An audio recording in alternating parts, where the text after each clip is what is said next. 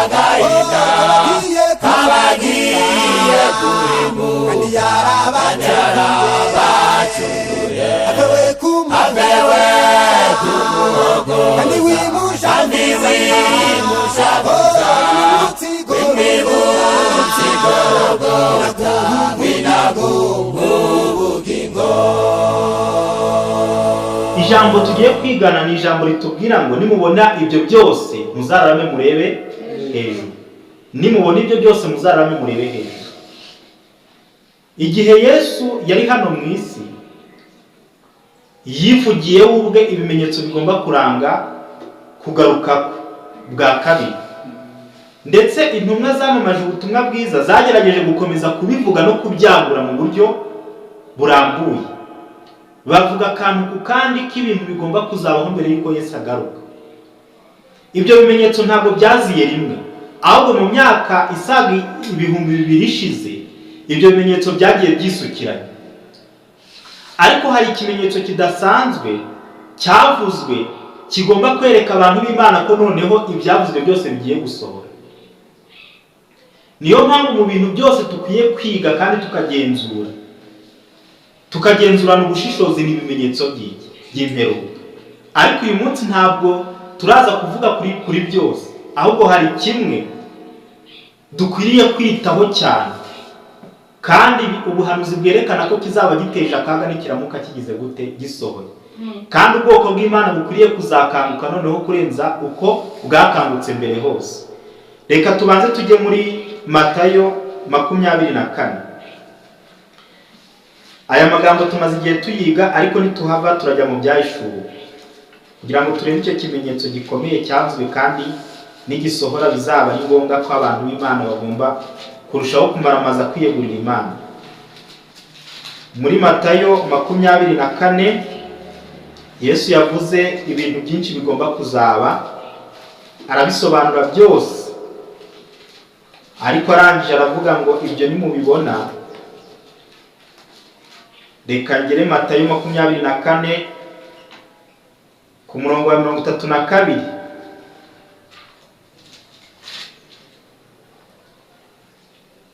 Baravuze ngo murebere ku mutini nicyo cyitegererezo, ishami ryawo iyo ritoshye ibibabi bikamera, mumenya yuko igihe cy'impeshyi kiri bugufi. Nuko namwe nimubona ibyo byose muzamenye yuko ari hafi ndetse ageze ku rugi. Ijambo nshakani rivuze ngo nuko namwe nimubona ibyo byose muzamenye yuko ari hafi ndetse ageze ku rugi. Yesu yari yavuze byinshi, ariko arangije hano muri uyu murongo wa 33 aravuga ngo nuko namwe nimubona ibyo byose. Noneho ntabwo ari bimwe, ahubwo aravuze ngo ibyo byose byamaze kuvugwa nimubibona muzamenye yuko ageze hehe, ageze ku rugi. 42 nuko mube maso kuko mutazi umunsi umwami wanyu azazaho. Ariko ibi mubimenye yaba 42 niho ngeze nasimbutse. Yewe nuko mube maso kuko mutazi umunsi umwami wanyu azazaho. Ariko ibi mubimenye iyaba nyir'urugo yaramenye igicuku umujura azaziramo, yabaye maso ntiyamukundiye gucukura inzu ye. Nuko namwe mwitegure kuko igihe mudatekereza aricyo umwana w'umuntu azagira gute azaziramo. Mu bimenyetso byose twagiye twiga biboneka muri Matayo 24 Yesu avuze yuko ibyo byose nibiramuka bibonetse abantu bazamenye ko Yesu ari bugufi ndetse ageze he. Nubwo itariki n'igihe cyangwa n'umwaka bitavuzwe, ariko yavuze ibigomba kugaragara, abantu bakaba biteguye, noneho bakabaho biteguye ko Yesu agiye kugira kuza. Mu bifuzwa ibihe byose kuri page ya 500, uwifuzwa ibihe byose page 530. Reka nze mpagere.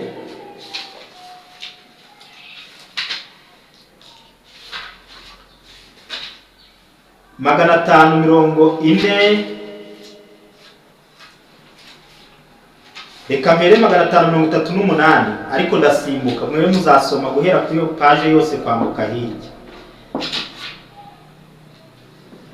Kristo azaza mu bicu byo mu ijuru afite ubwiza bwinshi, ashagawe n'abamarayika barabagirana 538, ariko aho nshaka ni 541 naho ndahagera. Kristo azaza ku bicu byo mu ijuru afite ubwiza bwinshi, ashagawe n'abamarayika barabagirana batabarika. Azaza kuzura abapfuye no guhesha icyubahiro abakiranutsi bazaba bakiriho icyo gihe. Mwumvise ikizazana Kristo bwa kabiri. Azaza aje kubahisha abamukunze no kujyana abakomeza amategeko ye. Ntabwo yabibagiwe, ntabwo yibagiwe isezerano rye. Ab'imiryango batandukanye bazongera bahure. Twitegereje abantu bacu bapfuye, dushobora gutekereza igitondo kimwe ubwo abapfuye bazazuka ubutazongera gupfa. Natwe abariho tuzahindurwa. Hasigaye igihe gito maze tugahindurwa tukabona umwami mu bwiza bwe. Hasigaye igihe gito maze akaduhanagura amarira yose ku maso yacu. Hasigaye igihe gito maze akaduhagarika imbere y'ubwiza bwe tudafite inenge, ahubwo twishimye bihebuje.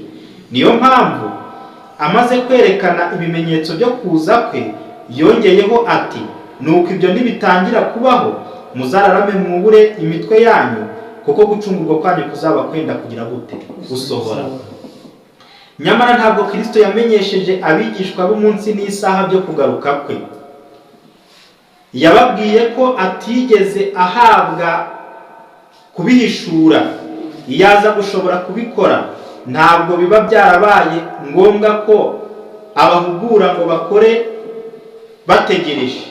Hariho abibwira ko bazi umunsi n'isaha byo kugaruka k'umwami wacu, bagakora umugambi w'ahazaza n'umwete mwinshi. Ariko Yesu yababwiye kwirinda iryo futi. Igihe nyakuri cyo kugaruka k'umwana w'umuntu ni ubwiru bw'Imana. Nubwo bwose bimeze gutyo, Yesu ntabwo yigeze avuga isaha n'umunsi byo kugaruka. Ahubwo hari abantu bagwa mu ifuti ryo gutangaza ko Yesu agiye kugira gute? Kugaruka, bakagerageza kuvuga umunsi n'isaha cyangwa se umwaka n'itariki. Ariko mu by'ukuri ntabwo ibyo twigeze tubihishurirwa, ahubwo icyo twahishuriwe ni ukuba maso. Nuko Kristo yerekana uko bizaba bimeze mu isi ubwo azaba agiye kugaruka. Maze arababwira ati, uko byari biri mu minsi ya Nowa, niko bizaba no kuza k'umwana w'umuntu. Kuko nk'uko mu minsi yabanjirije umwuzure abantu bararyaga, baranywaga, barashyingiraga, bageze umunsi Nowa yinjirira mu nkuge, ntibabimenya, kugeza aho umwuzure waziye ukabatwara bose, niko no kuza k'umwana w'umuntu kuzaba. Biragaragara ko Kristo atasezeranye imyaka 1000 hano ku isi.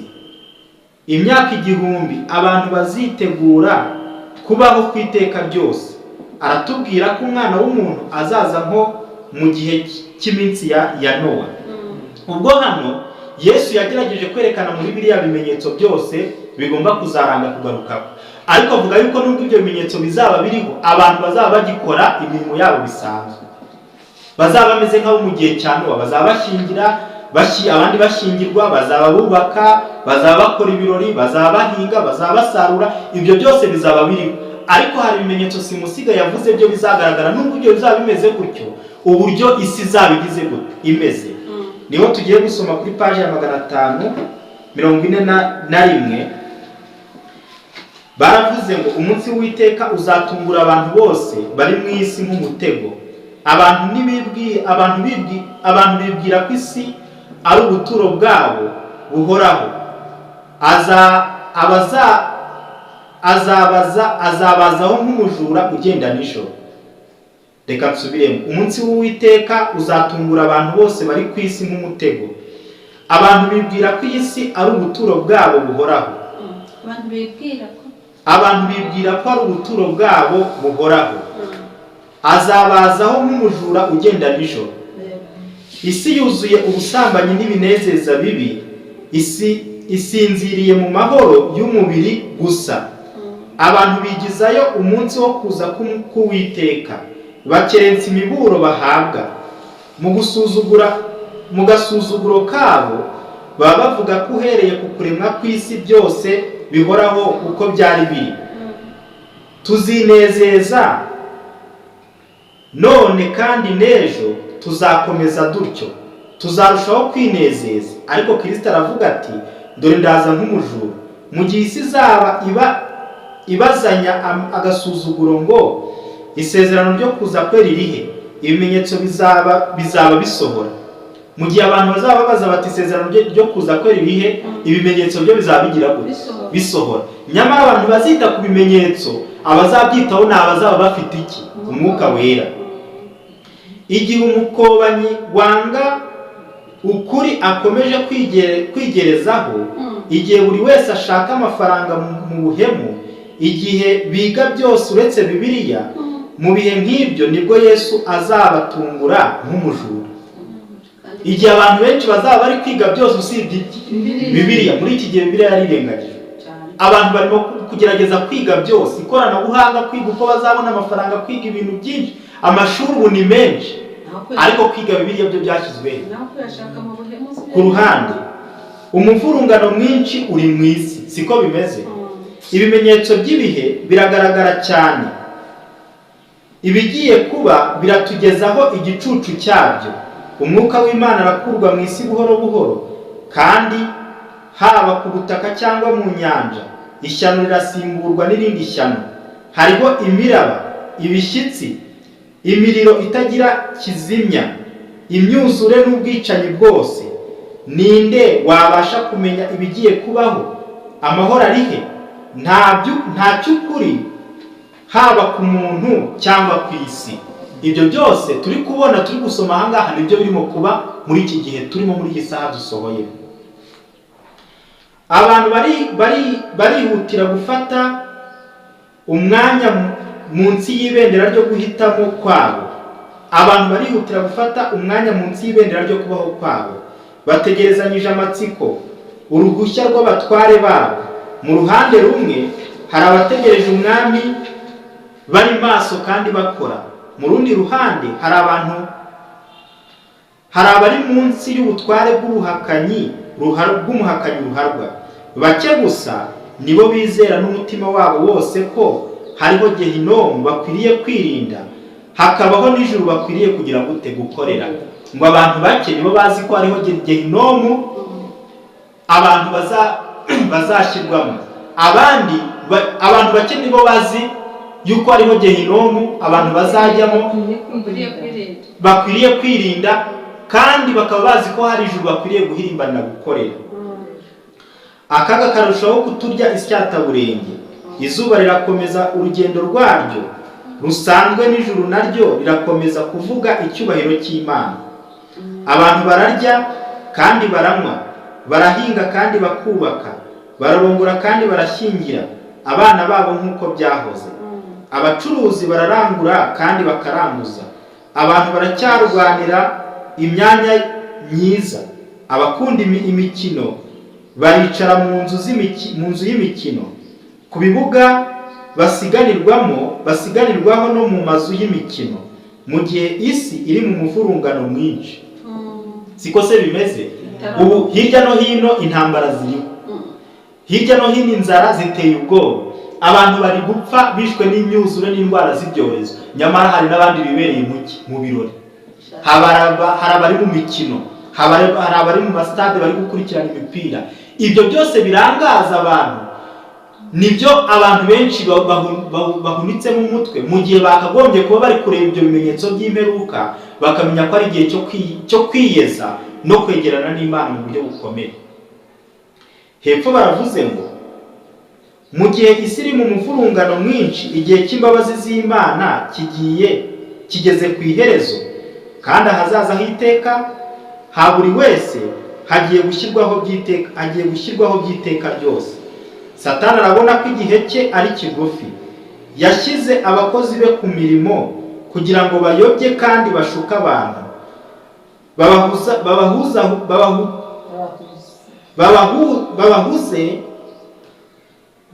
babahuzahuze kugeza ubwo igihe cy'ubuntu kizaba kirangiye, ubwo urugi rw'imbabazi ruzaba rwakinzwe by'iteka ryose. Satani yashyize abakozi ku murimo kugira ngo bahuzahuze iki? Abantu be kubona yuko igihe kigeze cyangwa igihe gishize, maze bahere muri ibyo urugi rw'imbabazi rukingwe by'iteka byose, abantu batiteguye, maze bazarimburwe by'iteka ryose hamwe nande na Satani. Mu binyejana byinshi umuburo ukomeye w'umwami wacu yatangiwe ku musozi wa Elayono, utugeraho ngo ariko mwirinde imitima yanyu ye kuremererwa n'ivutu no gusinda n'amaganya y'isi, uwo munsi ukazabatungura nk'umutego. Nuko mube maso kandi musenge ubudasiba, kugira ngo muzarokoke ibigiye kuba no guhagarara imbere y'umwana w'umuntu mutagize gute? Mudatsinzwe. Uwo niwo muburo duhabwa, niwo twahawe n'umwami wacu bwari ku musozi wa Elayono. Birakwiriye rero ko tumenya neza ko igihe kigeze kugira ngo tugire imyiteguro igize gute? Ikwiriye. Reka tujye mu Byahishuwe dusome amagambo akomeye, aho twebwe twicaye aha dukwiriye kongera kumenya yuko burya nta gihe tugize gute dufite. Ibyahanuwe birimo gusohora.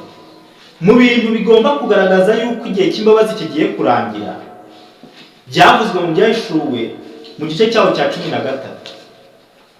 Havugwa ibintu bigomba kuzabaho. Havuzwe inyamaswa y'amahembe 10 n'imitwe ingahe? 7.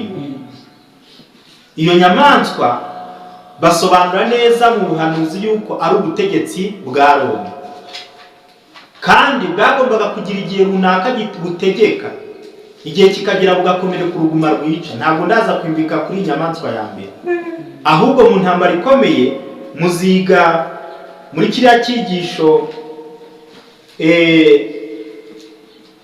mu ntambara ikomeye mu cyigisho kiboneka kuri page, reka nze mbabwire icyo cyigisho gisobanura Ibyahishuwe 13. Ni icyigisho kivuga ngo amategeko ntakuka y'Imana.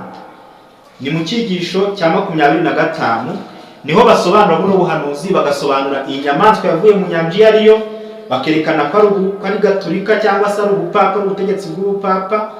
Bagasobanura yuko uko buzakora nuko buzategeka n'igihe kizagera bugakomereka uruguma rwica. Muri uko gukomereka uruguma rwica niho umuhanuzi yongeye kubona indi nyamaswa ivuye mu gitaka. Iyo nyamaswa ivuye mu gitaka nayo bagasobanura ko igereranya Leta Zunze Ubumwe za Amerika, noneho bakavuga n'ibyo izakora. Muri ibyo byavuzwe rero bizakora ko iyo nyamaswa ivuye mu gitaka izakora ibimenyetso n'ibitangaza kugira ngo iyobye n'intore niba bishoboka. Bavuzemo ikindi kintu kidasanzwe, yuko iyo nyamaswa igereranya n'ubutegetsi izahatira abatuye isi izarema igishushanyo cy'iki cya ya nyamaswa ya mbere igirango n'ubupapa, ibwire abanyamadini kugira ngo bareme igishushanyo cy'iki cy'iyo nyamaswa ya mbere yavuzwe mu Byahishuwe 13. Ibyahishuwe 13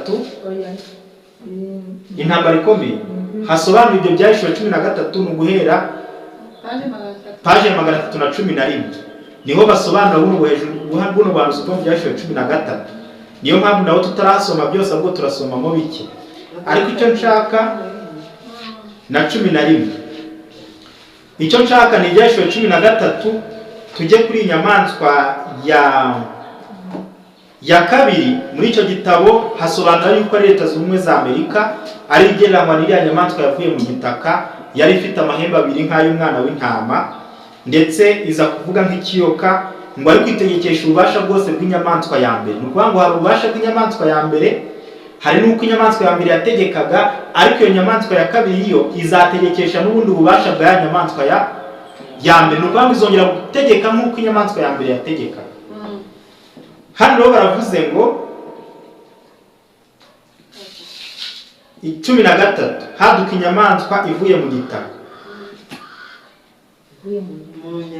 Ivuye mu gitaka, ngende ku murongo wa 11. Nuko mbona indi nyamaswa izamuka iva mu gitaka, iyo yari ifite amahembe 2 nk'ay'umwana w'intama, ivuga nk'ikiyoka. Tegekesha ububasha bwose bwa nyamaswa ya mbere mu maso yayo, ihata isi n'abayirimo ngo baramye ya nyamaswa ya mbere yakize uruguma rwica. ahangaha mubyumve neza. Iyi nyamaswa ya kabiri ivuzwa aha ni Leta Zunze Ubumwe za Amerika nk'uko mu ntambara ikomeye habisobanura, kandi izahata abatuye isi kugira ngo baramye cyangwa bumvire ububasha bwa ya nyamaswa ya mbere yigereranywa n'iki? N'ubwami bwa Roma, uyu munsi buhagarariwe n'ubupapa.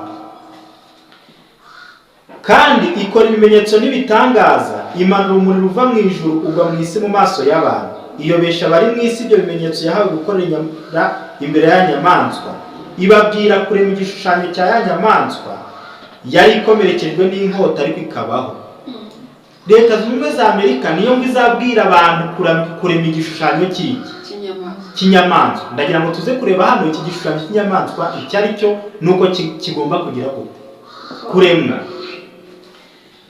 Ihabwa guha icyo gishushanyo cy'inyamaswa guhumeka ngo kivuge kandi cyicisha abatakiramya bose. Ahangaha ntabwo ndaharenga.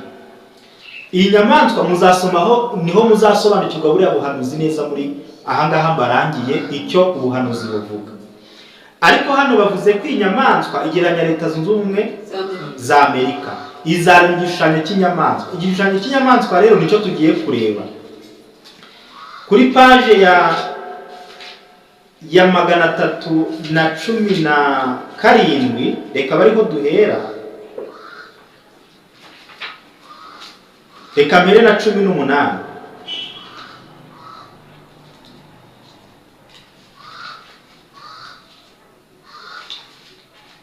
Ariko si igishushanyo cy'inyamaswa. Reka mbere kuri aya magambo kuko bavuze ngo ibabwira kurema igishushanyo cya ya nyamaswa.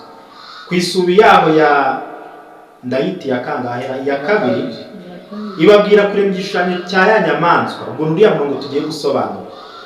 Aha hagaragazwa neza ubutegetsi, aho abaturage bafite ububasha mu gushyiraho amategeko. Ibyo bikaba ari igihamya kidashidikanywa cy'uko Leta Zunze Ubumwe za Amerika ari cyo gihugu cyavuzwe mu buhanuzi. Ubwo Leta Zunze Ubumwe za Amerika niyo igereranya n'iki? N'iriya nyamaswa y'amahembe abiri imeze nk'umwana w'intama. Ariko si igishushanyo cy'inyamaswa ni iki kandi kiremwa gute? Iyo shusho n'inyamaswa iremwa na ya nyamaswa y'amahembe abiri kandi ikaba isa nayo, nanone kandi yitwa igishushanyo cyayo. Bityo rero kugira ngo tumenye uko icyo gishushanyo kimeze ndetse n'uko cyakozwe, tugomba kubanza kwiga ibiranga inyamaswa ubwayo, aribwo bupapa. Mwabyumvise? Tugomba kubanza kumenya ibiranga iki? Inyamaswa ubwayo. Kuko iyo nyamaswa, iyi nyamaswa izategekesha ububasha. Iyo nyamaswa ya mbere, iyi nyamaswa ya kabiri izategekesha ububasha bw'iyo nyamaswa ya mbere, ari igendanwa n'iki? N'ubupapa. Igihe itorero rya mbere ryatakazaga ubutungane bwaryo kubwo gutandukira rikareka ukwiyoroshya kwigishwa n'ubutumwa bwiza ndetse no kwemera imigenzo n'imihango ya gipagani, ryatakaje umwuka muziranenge n'imbaraga y'Imana. Maze kugira ngo ribashe kugenzura intekerezo z'abantu, ryashatse gushyigikirwa n'ubutegetsi bwa leta. Kugira ngo twumve rero iby'inyamaswa ya mbere, nibyo tugomba kubanza gusobanukirwa. Bano baravuze ngo itorero rya mbere ubwo ryarekaga kwiyoroshya kwabyo, maze rikemera imihango ya gipagani. Turajyanye. Rikemera kwifatanya, ni ukuvuga ngo ubupagani n'ubukristo bigahura. Icyo gihe itorero ryari ritakaje kwera. Turajyanye. Ibyo ni ibyakozwe rero mu gihe cya Constantine muri 312 nk'uko intambara ikomeye ibivuga. Abakristo ba mbere bareka gukomeza kuyoborwa n'amahame Kristo cyangwa itorero rya mbere ryashyizeho, maze bemera kwifatanya n'abapagani. Aho ni kuri paje ya 36 intambara ikomeye. Ubwo ni kugira ngo twumve uriya murongo neza, uburyo itorero ryaretse kwicisha bugufi kwa mbere rikemera kwifatanya n'ubupagani. Aho niho turareba rero nyine kureba imiterere y'inyamaswa ya kangahe ya mbere. Hano baravuze kuri paje ya 36 berekana uko iryo torero rya mbere ryatakaje kwera kwabyo. Baravuze ngo nyamara ntabwo umwami w'umucyo afatanye n'umwami w'umwijima, kandi n'abayoboke babo ntibashobora gufatanya. Igihe abakristo bemeraga gufatanya n'abaretse ubupagani by'igice, bari batangiye inzira yaje kubatandukanya n'ukuri ibageza kure yabo. Ubwo hano mwibuke ni igihe Roma pagani yo yari isanzwe n'ubundi isenga ibigirwamana, sibyo? Ni ikigwa cya kabiri kivuga ngo itotezo ryabaye mu binyejana bya mbere. Igihe itorero rya mbere ryahabwaga umudendezo wo kureka kongera gutotezwa hakoreshejwe inkota no gufungwa no kugaburirwa inyamaswa, maze Constantine agatanga itangazo rivuga yuko nta mukristo ukwiriye kwicwa, ndetse agatangaza yuko nawe ubwe yemeye ubukristo maze by'uburyarya, maze agatangaza itangazo rivuga yuko nawe yemeye ubukristo kandi agiye gufatanya n'abakristo, ariko agasaba abakristo kudohoka ku mahame amwe bizeraga, maze agasaba n'abapagani nabo kudohoka ku mahame amwe, maze bose bagahuriza hamwe bakagira kwizera kumwe.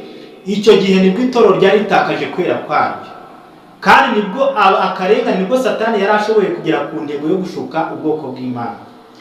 Hano hepfo baravuze ngo igihe abakristo bemeraga gufatanya n'abaretse ubupagani by'igice, bari batangiye inzira yaje kubatandukanya n'ukuri ibageza kure yabo. Mwumve iki kintu cyabayeho ni nacyo kibaho n'uyu munsi, abantu bakaba bataba umurongo. Iyo abavuga ko bubaha Imana bifatanyije n'abatayubaha, maze bakemera kuvanga ubukristo n'ubupagani cyangwa imihango ya gipagani n'iy'ukuri, icyo gihe baba batakaje kwera kwabo. Hepfo baravuze ngo Satani yishimiye ko yashoboye gushuka abayoboke ba Kristo benshi atyo. Satani rero yatumye bagira ubushobozi bwe, maze abashyiramo ubushake bwo kurenganya bakomeje kuba indahemuka kuki. Igihe ubupagani n'ubukristo byifatanyaga, abakristo bagakomeza guhagarara ku mahame yabo, akarengane kahise kagira gatangira kabaho. Ngaho reka tugaruke rero hahandi kuri page ya 318, kuko icyo gihe itorero ryari rimaze kwihuza n'ubupagani, kandi umwami w'abami yari amaze kwemeza yuko ubukristo bwemewe mu bwami bwa Roma. Niho rero ubupagani bwihuje n'ubukristo, niho dusanga ibishushanyo bisengwa byongeye kwemerwa mu itorero rya gikristo. Dusanga noneho baretse iby'inyamaswa n'ibindi, ahubwo batangira gushyiraho ibya Bikira Mariya na Yosefu n'ibindi bigirwamana byose bitiriraga intumwa za mbere. Ngo kuko ubupagani bwivanze n'ubukristo ibintu bigira gute birazana. Ngo ariko abemeye kunamba kukuri bo baratotejwe bagirwa nabi. Ngaho tugaruke rero, ubwo ni ukuvuga ngo iryo torero rya Roma ariyo ryaje kuvuka muri Kiliziya Gatolika, ryemera gufata ubupagani n'ubukristo barabihuza. Icyo ni icyago cyari kibayeho, turajyaniranye, ni icyago cyari kibaye mu iyobokamana, ni ishyano ryari rimaze kuvuka. Ni nayo mpamvu mu binyejana byose iyo bari kuvuga ngo inyamaswa ni ubutegetsi, ariko bwafashe ubukristo n'ibya politike bakabihuza. Hano rero baravuze ngo igihe itorero rya mbere ryatakazaga ubutungane bwaryo kubwo gutandukira rikareka ukwiyoroshya kwigishwa n'ubutumwa bwiza ndetse no kwemera imigenzo n'imihango ya gipagani, ryatakaje umwuka muziranenge n'imbaraga y'Imana, maze kugira ngo ribashe kugenzura intekerezo z'abantu ryashatse gushyigikirwa n'ubutegetsi bwa leta. Mwabyumvise? Ubwo nimukurikirana hariya twasomye niho babisobanura neza. Noneho rero iri torero rimaze kwanga cyangwa kwemera kuvanga ubukristo n'ubupagani, ikindi ryakoze nuko ryishingikirije kuri leta. Noneho basaba ko leta igomba guhana buri muntu wese unyuranyije n'amahame yayo. Ubwo itorero rya Kiliziya Gatolika ryari itorero ry'ibwami, ryaje guhatira gusaba umwami w'abami ko umuntu wese utemera imihango n'imigenzo cyangwa kugendera ku nyigisho zayo agomba guhana.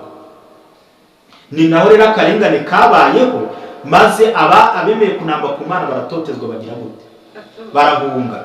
Ariko ubwo bikozwe n'itorero ryiyambaje iki? Ubutegetsi bw'isi. Leta nayo yemera kubera isezerano ifitanye n'itorero, yemera kurenganya iki? Ba bandi batemeye amabwiriza y'itorero ryayobye cyangwa y'idini ryayobye. N'uyu munsi rero iyi torero rigerageje kwifatanya n'isi, rikagirana umushyikirano na leta, igihe kiragera ntabwo leta ari ipfa guhaguruka ngo irenganye, ahubwo iryo torero risaba leta kugira ngo batoteze abatemeye gahunda zabo cyangwa imihango n'imigenzo yabo. Hepfo baravuze ngo ingaruka yabaye kubaho k'ubupapa.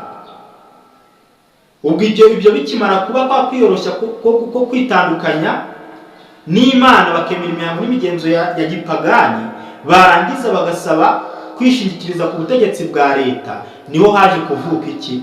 Ubupapa. Ingaruka yabaye kubaho k'ubupapa ariryo torero ryagenzuraga ubutegetsi bw'igihugu kandi rikabukoresha mu gushaka kugera ku migambi yaryo, ariko by'umwihariko mu guhana abahakanaga ububasha n'amategeko byabo. Roma yashyizeho itegeko ryo guhana abahakana ububasha n'amategeko yabo, kandi ntabwo ari bo batotezaga nk'itorero, ahubwo basabaga leta kugira gute? Kwitoteza bubanze amahame n'amategeko yabo, kandi anyuranyije n'ikijambo ry'Imana risaba. Kugira ngo Leta Zunze Ubumwe za Amerika rero zireme igishushanyo cy'inyamaswa, ubutegetsi mu by'idini bugomba kugenga ubwa leta kugira ngo ubwo butegetsi bwa leta nabwo buzakoreshwe n'itorero mu gusohoza imigambi yaryo. Nabyumvise? Ibi bintu rero kuremwa kw'igishushanyo cy'inyamaswa birerekana ko iyi Leta Zunze Ubumwe za Amerika nk'igihugu nka leta isanzwe igomba kwifatanya n'iki? N'amadini nayo yishyize hamwe. Kuko gushyira hamwe kw'amadini ariko nayo afitanye isano n'iki? Na leta, cyangwa afitanye ubumwe na leta, bakishyira hamwe bagashyiraho amategeko abagenga. Ayo mategeko niyo bazasaba leta kugira ngo noneho ihatire abantu kumvira ayo mategeko y'iryo dini. Y'iryo dini cyangwa y'iryo dini rimwe, rwabo ntabwo bazaba bakiriho amacakubiri, ahubwo yishyize hamwe. Reka nsome hepfo murabyumva. Igihe cyose itorero ryagiye rigira ubushobozi rihawe n'ubutegetsi bw'isi, ryagiye ribukoresha kugira ngo rihane abataravugaga rumwe n'inyigisho zaryo. Amatorero y'abaprotesitanti yageze ikirenge mu cya Roma abinyujije mu kwifatanya n'ubutegetsi bw'isi. Yagaragaweho icyifuzo nk'icyo cyo kubuza abantu umudendezo wo gukurikiza umutimanama. Ubwo y'amatorero ya Protestant yahagurutse arwanya ubutegetsi bwa Roma cyangwa ubupapa, nayo ngo azishyira hamwe agira icyifuzo nk'icya Roma cyangwa nk'icya Gatolika. Noneho asaba ubutegetsi bwa leta ko bagomba guhana batumvira amategeko yabo. Hepfo baravuze urugero rwatangwa kuri iyi ngingo ni itoteza ryamaze igihe kirekire ryakozwe n'itorero ry'Ubwongereza, ryibasiye abataremeraga inyigisho zaryo. Ibyo rero hari ikindi gihe byabayeho mu itorero ry'Ubwongereza, naryo rimaze kwemera gushyigikirwa na leta y'Ubwongereza, ryasabye ubutegetsi bwa leta ko bagomba guhana abantu bose batemera inyigisho zabo n'amahame bashyizeho. Ariko buriya hari ikintu tutari twumva neza. Akarengane kazabaho ndi kumva nkurikije ukuntu byumvise aho ngaho usomye, kazakorwa na rya huriro harimo na Gatolika, Abaprotesitanti bose muri rusange. Kuvuga ngo hari Gatolika ukwayo, sibyo? Hari Gatolika ukwayo, ariko hakaba n'amadini ya Giprotesitanti yari yaritandukanye na Gatolika, nayo agomba kongera kwihuriza hamwe agakora nka bya bintu ubupapa bwakoze, bagasaba ubutegetsi bwa leta kuko bazaba ari igishushanyo cy'inyamaswa. Inyamaswa izaba iri aho n'igishushanyo cyayo kigize gihari. Bandi bamara kwihuriza hamwe rero nibwo bazasaba leta ko igomba guhana abantu bose batumvira amategeko yabo bishyize hamwe, y'iryo huriro rimwe ry'amadini afite imyizerere itandukanye ariko bakemera gukora idini rimwe. Niho rero bazakora nk'uko itorero ry'Ubwongereza ryakoze, basabe ubutegetsi guhana abantu bose batumvira amategeko yabo. Aho nibirimo kumvikana? Biri kumvikana. Gatolika yo ni ibyayo byaranzwe mbere. Byanzwe izaba irimo ibundamye ariko banari gukurikiza ibyo yahoranye mbere cyane. Niyo mpamvu izategekesha ububasha bw'inyamaswa ya mbere n'ubu. Yego. Hano baravuze urugero rwatanga, twari tumaze kureba itorero ry'Ubwongereza ibi byabayeho. mu kinyejana cya 16 n'icya 17 ibihumbi byinshi by'abavugabutumwa batabwirizaga ibihwanye n'iby'itorero baciwe mu matorero yabo barahunga, kandi baba abapasitoro n'abizera benshi bajyaga bacirwa ibihano bagafungirwa muri gereza, abandi bakicwa urw'agashinyaguro bazira imyizerere yabo. Hano hantu mu itorero hariya turabona ko ubu buhanuzi buri kwerekana ko Leta Zunze Ubumwe za Amerika arizo zizatera abantu kurema igishushanyo cy'inyamaswa, kandi ariho hazakomoka akarengane k'isi yose. Ariko bitaragera muri Leta Zunze Ubumwe za Amerika hari ibihugu bizabanza gukora icyo gishushanyo cy'inyamaswa, ndetse batoteze nk'uko mu Bwongereza byabaye. Babo mu Bwongereza nabwo bwakoze icyo kintu, bufata idini ryemewe na leta, iryo dini rigihuza n'ubutegetsi bw'isi bw'Ubwongereza, maze idini risaba leta kugira ngo bahane umuntu wese utemera inyigisho zabo. Ni nako rero no mu bindi bihugu bitandukanye nk'uko no mu Rwanda bigiye kugaragara, nuko amadini niba amaze kwihuriza hamwe agashyiraho amategeko hamwe, bagashyiraho indongozi imwe, bagiye gusaba ubutegetsi bwa leta guhaguruka bakarwanya umuntu wese utazemera kuyoboka iryo dini cyangwa kuyoboka ayo madini yishyize hamwe. Ibyo uko byagenze niko n'ubundi bigomba kongera kuba, kandi ikigomba gukurikiraho ni iki? Ni akarengane. Kuko uko byagenze bwa mbere n'ahandi uko bizajya bigenda, akarengane gashobora kuzajya kaba mu gihugu kimwe cyemeye gukora ibyo, ariko akarengane k'isi yose Leta Zunze Ubumwe za Amerika ko ari itegeka n'ibihugu byose, nibimara kugerwa ni ukuvuga ngo akarengane kazaba kagiye gufata isi yose. utarava none ngise ko mu Bwongereza icyo cyarabaye barahunga, none n'abindi bihugu hari igihe bazakora nk'icyo ngo ubwiyunge bw'amadini bwifashishe leta gutoteza abatagendera ku nyigisho zabo. Ariko bizaba mbere y'uko Leta Zunze Ubumwe za Amerika zifatanya zo zibikora, ariko zizabikora zibisasha cyane. Amadini n'ubundi ni ukuvuga ngo n'amadini nk'ubu ibyicaro bikuru by'amadini yose ari biri muri Leta Zunze Ubumwe za Amerika, by'aya madini y'ibyamamare usibye Kiliziya Gatolika. Ibyo rero nibamara kwihuriza hamwe nk'uko ubona mu Rwanda bamaze kwihuza ejo bundi bakabikora, bakavuga yuko bagiye gushyiraho ubutegetsi cyangwa ubuyobozi buhagarariye amadini yose, bagashyiraho amabwiriza n'amahame abagenga n'inyigisho bagomba gutanga.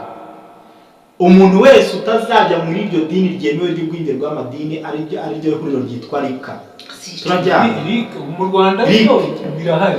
Yego, uwo rero wese utazemera kugendera muri iyo gahunda bazasaba leta kugira ngo uwo muntu afatwe, afungwe, agirirwe nabi. Kandi leta kuko nayo ishaka guca akajagari k'amadini, bazemera nyine gufatana mu biganza n'ayo matorero, maze basohoze ibyo amatorero agira gute ashaka. Aho birimo kumvikana. Uko kwihuza rero kw'ayo madini nicyo cyitwa igishushanyo cy'inyamaswa, kuko bagiye gukora nk'uko Roma yakora, nabo bagiye guhata abantu bose kumvira ku neza cyangwa ku nabi amabwiriza n'amategeko yabo cyangwa inyigisho zabo bashyizeho. kandi u Rwanda rwashyizeho n'igihe cyo gushyira mu bikorwa rwo rwakataje. Hano rero baravuze ngo ubuhakanyi nibwo bwateye itorero rya mbere gushaka kwitabaza ubutegetsi bwa leta, ritegura rityo inzira yo guteza imbere ubupapa aribwo nyamaswa. Intumwa Pawulo yaravuze ati, aho hazaba igihe cyo kwimura Imana, kandi ujya munyabugome azahishurwa. Uko niko mu itorero ubuhakanyi buzategurira igishushanyo cy'inyamaswa. Aya magambo reka nyasubiremo. Uko niko mu itorero ubuhakanyi buzategurira inzira igishushanyo cy'inyamaswa. Bibiliya ivuga ko mbere y'uko Yesu Kristo agaruka hazabaho gusubira inyuma mu by'idini nk'uko habayeho mu binyejana bya mbere. Umenye yuko mu minsi y'imperuka hazaza ibihe birushya, kuko abantu bazaba bikunda, bakunda impiya, birarira, bibona, batukana, batumvira ababyeyi babo, indashima, batarabera, badakunda n'ababo, batuzura, babeshyerana, batirinda, bagira urugomo, badakunda ibyiza, bagambana ibyigenge, bikakaza bakunda ibibanezeza aho gukunda Imana, bafite ishusho yo kwera ariko bakana imbaraga zabo.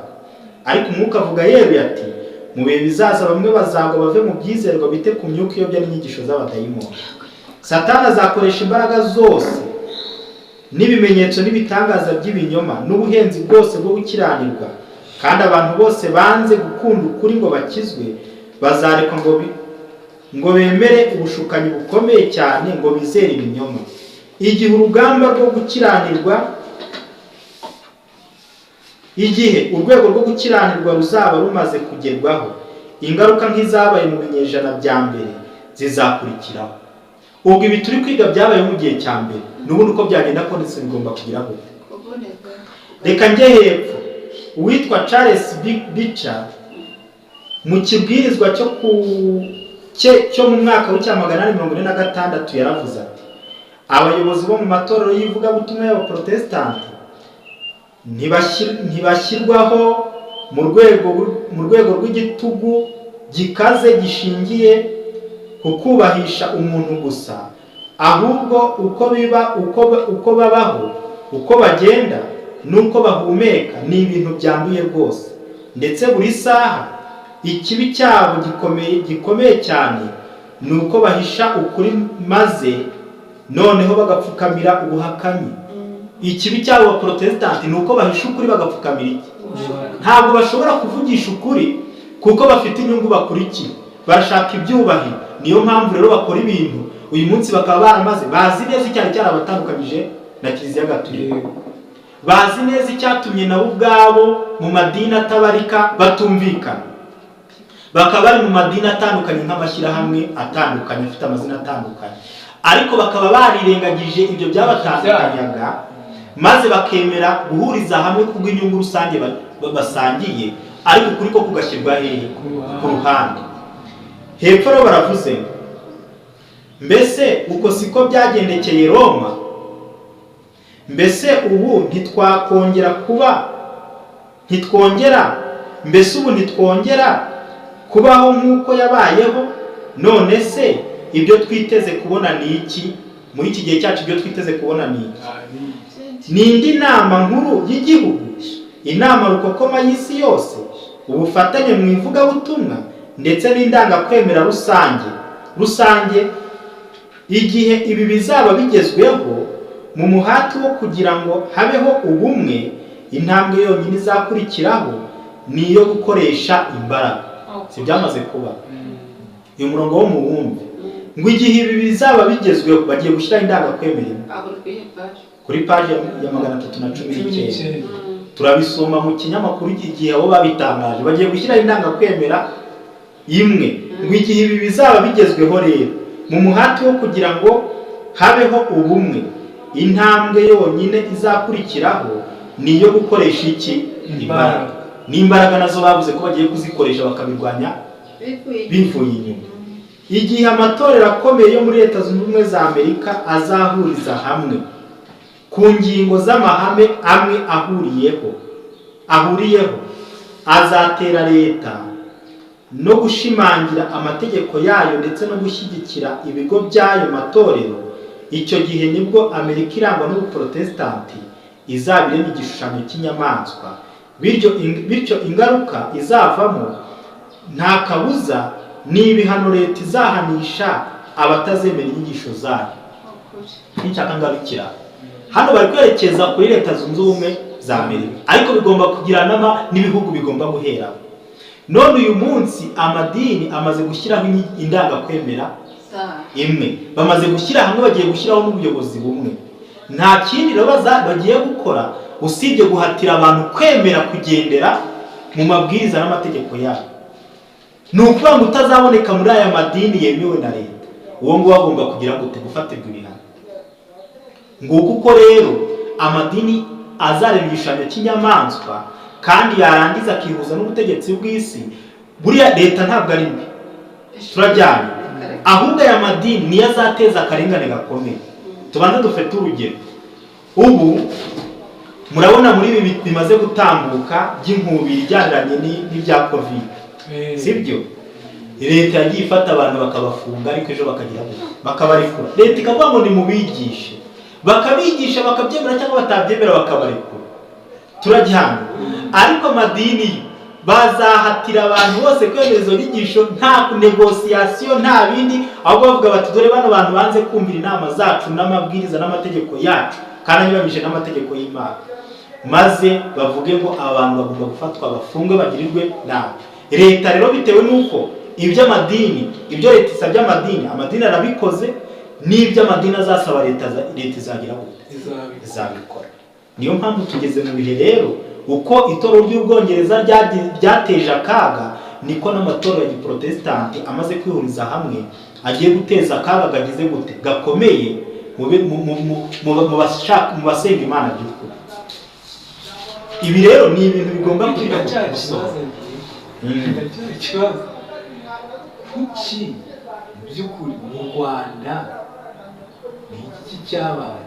None se urebe dukikijwe n'ibihugu byinshi ndetse n'ibya Afurika, ariko uri kubona ko njye ni gutekereza ko mu Rwanda niho bihereye, niho bihereye kuko iri tangazo iyo narisomye iri basohoye nyine biri banditse. Reka naryo twongere turisome wenda na Mukaka ntabyo azi. Ni ukuvuga ngo inama y'amadini y'ihuriro ry'amadini yarateranye kuwa 4 kujya mu tariki zingahe, imaze guterana ifata imyanzuro ikomeye yuko bagiye gushyiraho ubuyobozi bumwe, bakagira amategeko bemeranyaho no guhana abantu bose batemera kujya muri iryo huriro ryabo. Reka wenda byarabaye rwose mu Rwanda. Reka nze nsome mu kinyamakuru Igihe, baravuze ngo gifite inkuru ivuga ngo hagiye gushyirwaho inzego zigenzura itangwa ry'inyito z'ubushumba mu matorero. Ubwo hagiye gushyirwaho inzego zigenzura itangwa ry'inyito z'ubushumba mu matorero, niko umutwe w'iyi nkuru uvuga. Ihuriro ry'amadini n'amatorero mu Rwanda RICA ryemeje ko rigiye gushyiraho urwego rushinzwe kugenzura itangwa ry'inyito z'ubushumba hagamijwe guca akajagari kari muri ibyo bintu. Ni nyuma yo gusanga hari abiha inyito z'ubushumba mu matorero n'amadini atandukanye, bamwe bakaba banasezeranya abageni kandi nta rwego ruzwi rwabahaye inshingano z'ubushumba. Ni umwe mu myanzuro yindi yafashwe. Ubwo hari indi myanzuro nayo turayibona.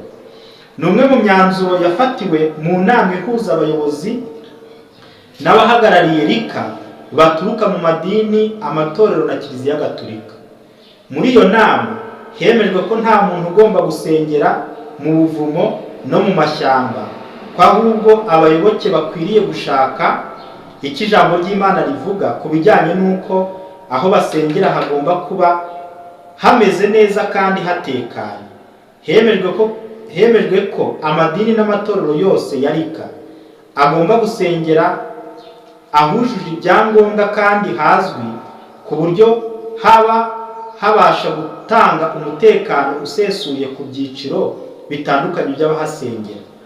Undi mwanzuro wafashwe ni uko amadini n'amatorero yose agize RICA yitandukanije n'inyigisho z'ubuyobe kimwe n'abazikwirakwiza kugira ngo zidakomeza kubangamira umudendezo w'abantu mu busabane bwabo n'Imana, kuko inyigisho zikwiriye kuba zibumbatiye ukuri kugamije kubaka imibereho yuzuye y'abantu aho kubayobya.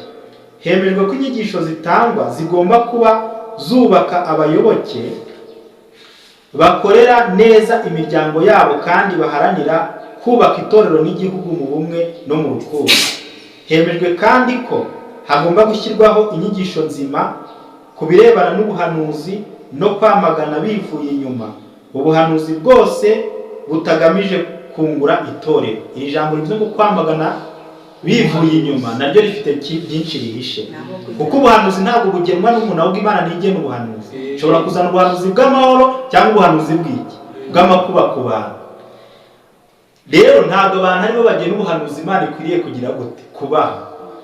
Aha hasobanuye ko ubuhanuzi nyakuri bugomba kuvuga ibibazo biriho ariko bukerekana n'inzira yo gucamo kugira ngo igisubizo cyabyo kiboneke.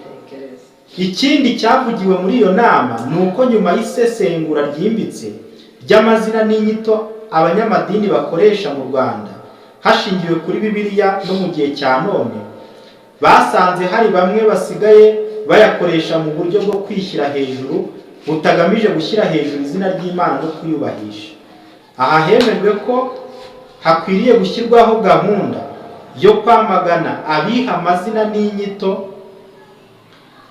batabigizwe n'urwego ruzwi, kandi bibutswa ko amategeko y'u Rwanda ahana abiha amazina n'inyito mu nzira zitari zo. Ibyo kandi bizajyana n'uko rika, ubwo ni iryo huriro ry'amadini, izashyiraho inzego zibishinzwe zigena amazina n'inyito by'abayobozi b'amadini n'amatorero. Abitabiriye iyo nama bemeje kandi ko rika igiye gutegura ubutumwa ku birebana n'ikibazo cy'umutekano muke mu burasirazuba bwa Kongo, ubwo ni ziriya ntambara ziri. Abagize rika bifuje ko mu gihe hagiye gushingwa idini rishya, aha naho muhumbi, leta yajya ibanza kubiganiraho n'urwo rwego, ndetse biyemeza kwegera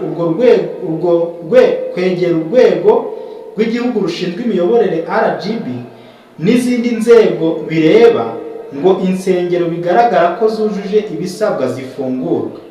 Basabye amadini n'amatorero atarinjira muri rika kubikora kugira ngo bibumbire hamwe, ndetse basabe abanyamuryango ba rika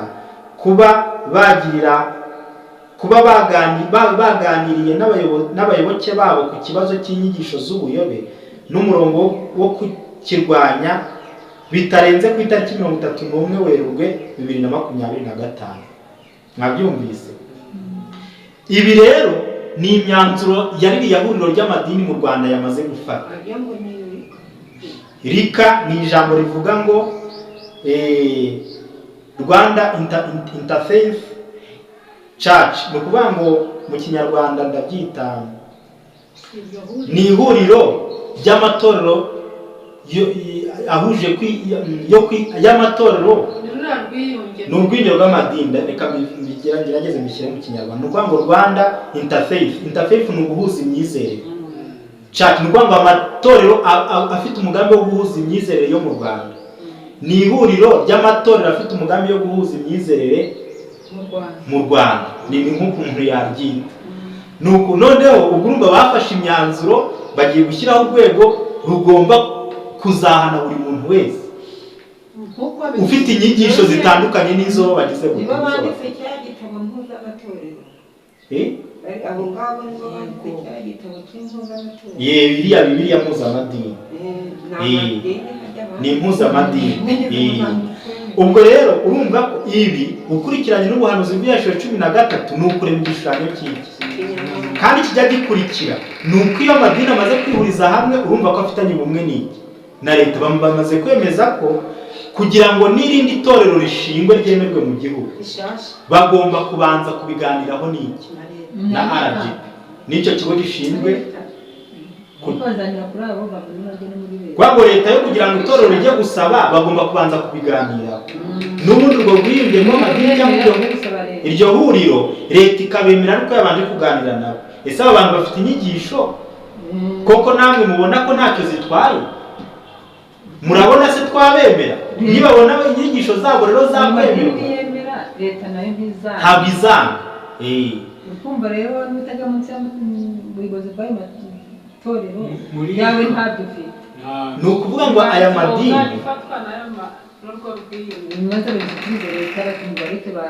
cyane, ni ukuvuga ngo ayo madini niyo azashyiraho umurongo ku bijyanye n'imyizerere. Bajye basaba leta ngo dore bano bantu bafite imyizerere twe tutagira ngo tutemera kandi bahana. Niho rero akarengane kazaturuka, maze leta nayo itoteze ba bandi batemera kugendera mu murongo w'ayo madini. Ngaho rero kwa gusohora ko kwicisha kw'ikimenyetso cy'igishushanyo kizicisha abatakiramya bose, nuko bizigomba kuzagenda. Wangwa abatari mu rwo rwiyunge bagomba guhigwa. Abatemera inyigisho z'ayo madini bagomba kugira gute? Guhanwa. Ibi bizanakurikiraho n'izi Bibiliya bazikureho iyo biyambikiye bazanavuga ko iyi Bibiliya isanga iyobya abantu. Bavuge bati nimugendere kuri iyi Bibiliya kuko irimo amafuti, dukwiriye kugendera kuri Bibiliya rero igezweho y'iki gihe ngo nisobanutse. Kandi na hariya babivuzemo ngo abantu bita amazina ngo tugomba kugendera kuri Bibiliya n'igihe tugezemo.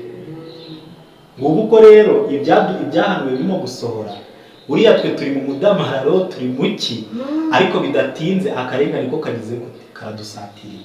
Ariko ibyanditswe bivuga ngo nta Imana izakora idahishuriye abagaragu bayo. Niba tubibonye tukaba turi kubireba, reka dusabe natwe Imana dusoze rya somo ririmo Abaheburayo.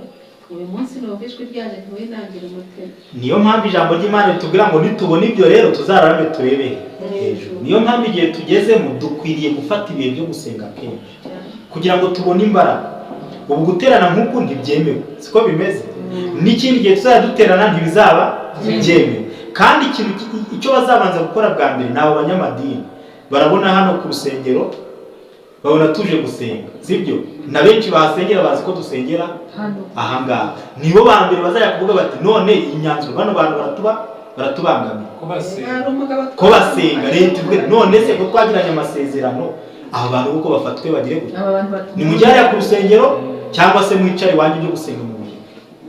Ni idini rero niryo rizakurura iki akarengane.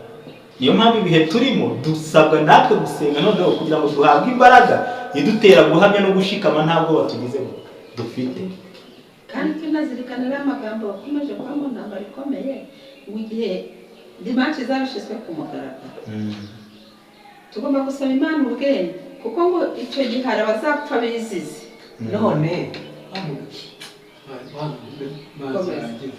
none nibyo dutegereza, abantu bategereje ngo dimanche ntabwo ikiri iki. Mbese babaye baretse wenda gushyiraho iyo dimanche, ariko abayishyiraho neza abo kubyubahiriza bikajya mu bikorwa ni aba ngaba. Kuko ubu ngubu uri kubona ko dimanche mbese isabato baracyasenga ku isabato. Ariko abangaba kuko abadive bemeye kwicarana na bariya bantu, iyi myanzuro yafashwe umudiveri yarahicaye. None ubwo ni ukuvuga ngo n'isabato kuyikuraho azaba hicaye kandi azabyemera.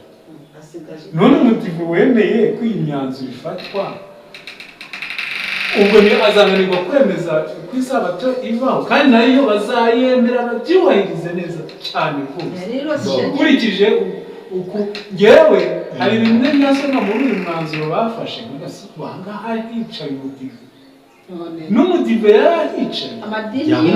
Ntabwo umukwanga Satani yamaze kuma abantu amaso, ntabwo babona icyo amategeko y'Imana. Urumva rero ko kwemeza ko dimanche ariyo umunsi wo gusenga. Reka nkuzamure iyo ngingo.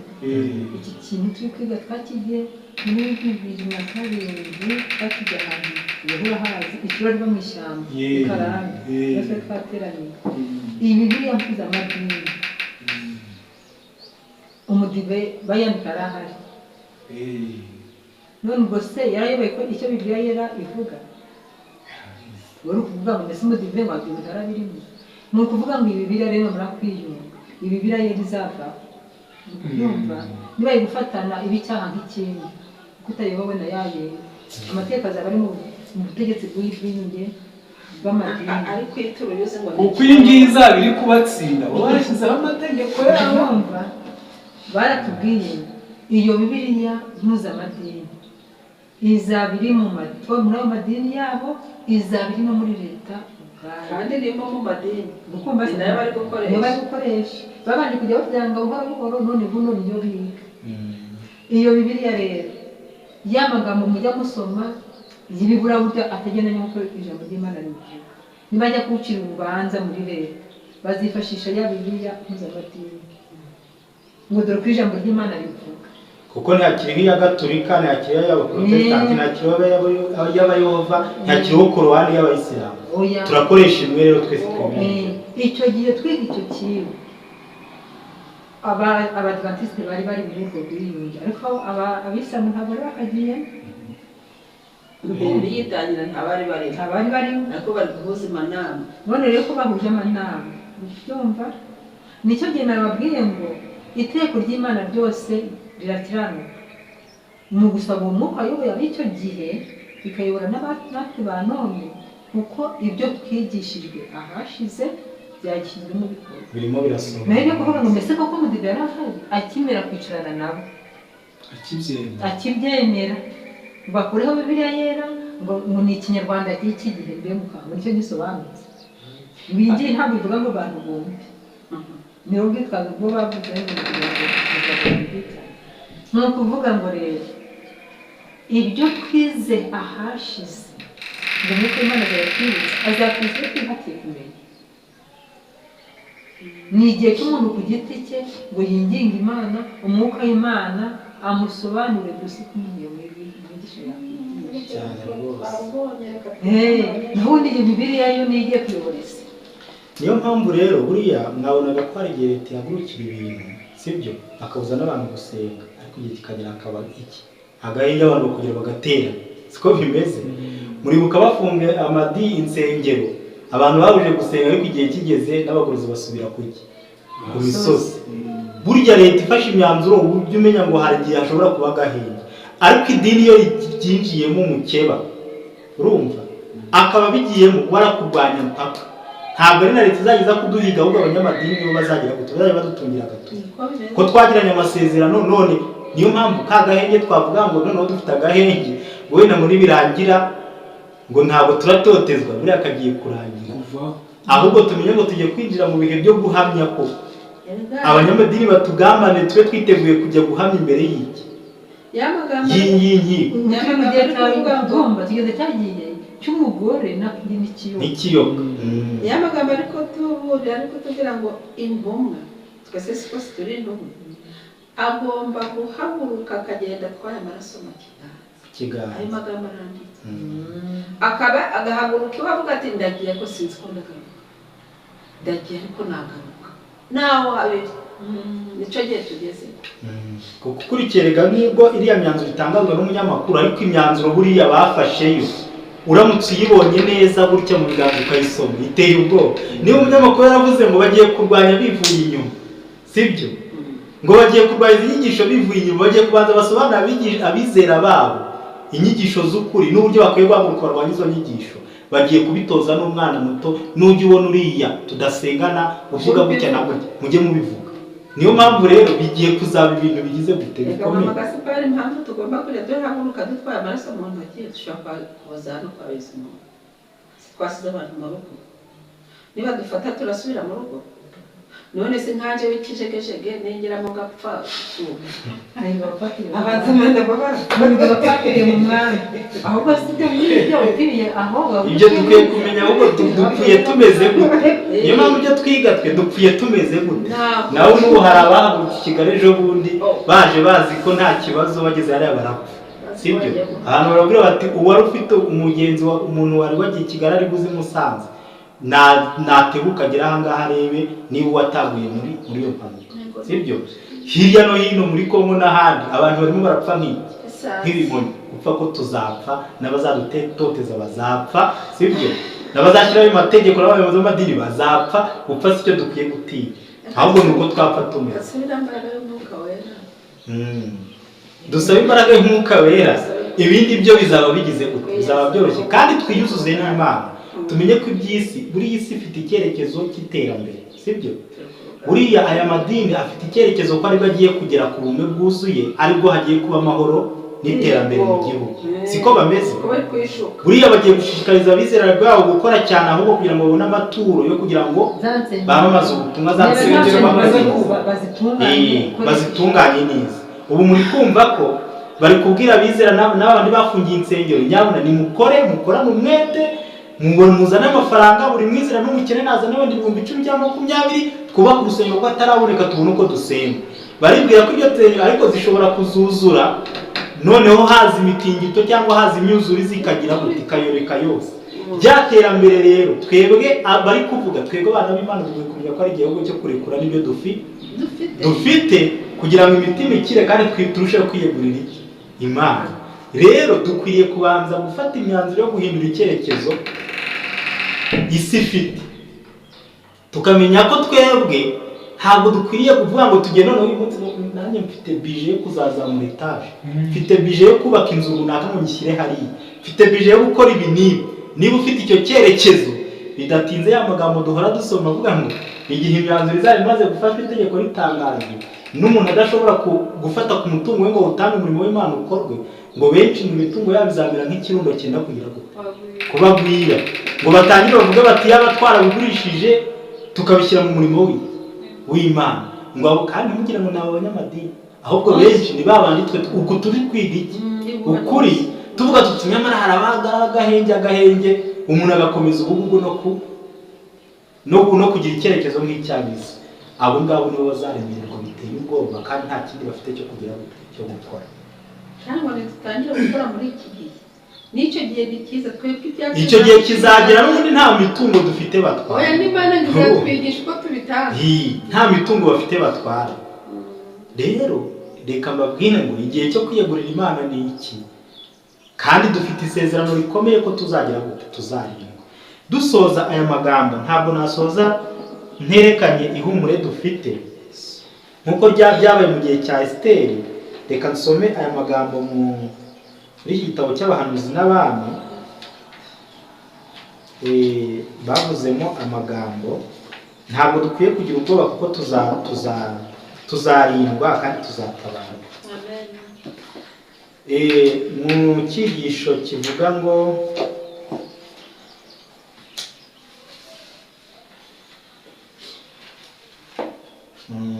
kanze mpagere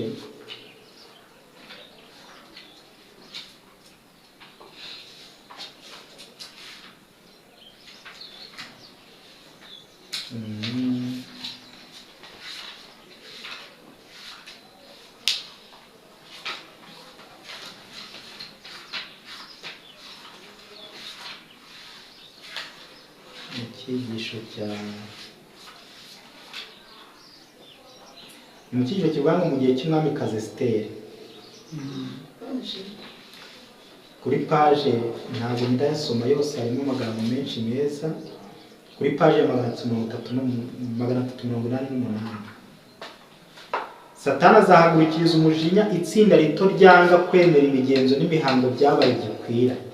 Abantu bafite imyanya ikomeye kandi b'ibyamamare bazifatanya n'abatumvira amategeko n'inkozi z'ibibi bajye inama yo kwibasira ubwoko bw'Imana. Ubutunzi, ubuhanga n'amashuri yizwe bizafatanyiriza hamwe kubapfukirana ngo bagire igisuzuguriro. Abatware, abagabura na bamwe mu bagize itorero